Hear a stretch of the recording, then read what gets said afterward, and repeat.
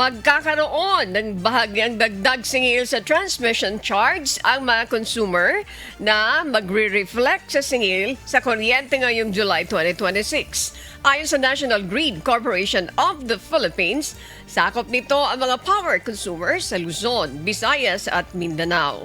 Batay sa pahayag ng NGCP, magiging 1 peso and 46 centavos na ang transmission rate ngayong buwan kumpara sa nakaraang 1 peso and 44 centavos noong Hunyo.